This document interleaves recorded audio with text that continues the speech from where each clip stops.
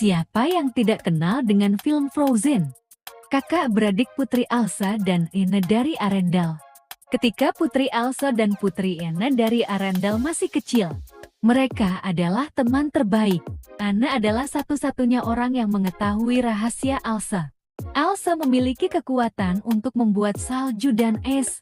Enak banget kalau lagi musim panas tiba-tiba kepingin makan es. Bisa buat es gratis.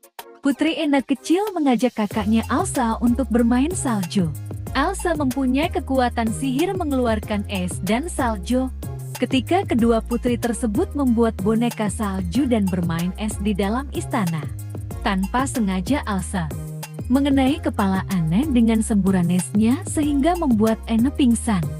Karena itu, sedikit bagian rambut Anna memutih. Raja dan ratu sangat panik. Mereka membawa Anna dan Elsa bertemu troll di hutan untuk menyembuhkan Anna. Troll tua bernama Grandpappy mengambil ingatan Anna tentang sihir Elsa. Dia juga mengingatkan Elsa bahwa ketakutan akan menjadi musuh terbesarnya. Karena kejadian tersebut, sang raja menutup istana dari dunia luar. Tidak ada yang boleh tahu tentang kekuatan sihir Elsa. Elsa pun selalu memakai kaos tangan. Anna tidak lagi bisa bertemu dengan Elsa karena Elsa selalu menutup pintu kamarnya. Ketika para putri beranjak remaja, raja dan ratu pergi berlayar. Namun mereka meninggal dalam badai, meninggalkan kesepian yang mendalam bagi Anna dan Elsa. 3 tahun kemudian, tibalah saatnya untuk Elsa dinobatkan menjadi Ratu Arendal pada suatu musim panas. Anna sangat gembira karena akhirnya istana dibuka untuk rakyat biasa. Anna yang selalu kesepian karena didiamkan Elsa tidak sabar untuk bertemu orang-orang di luar sana. Ketika Anna berjalan-jalan di kota, Anna bertemu Pangeran Hans dari Kepulauan Selatan. Dengan sekejap Anna jatuh cinta pada Pangeran Hans di pesta dansa. Anna meminta Elsa merestuinya untuk menikah dengan Hans, akan tetapi Elsa menolak memberi restu kepada Hans dan malah memerintahkan penjaga untuk menutup istana lagi. Anna dan Elsa berdebat sampai tidak sengaja Elsa mengeluarkan sihir esnya sehingga membuat orang-orang takut.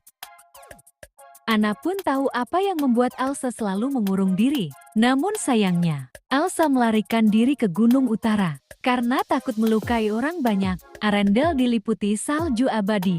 Anna memutuskan untuk mencari kakaknya dan memperbaiki masalah yang terjadi di Arendal. Dia juga menugaskan Pangeran Hans untuk mengurus kerajaan.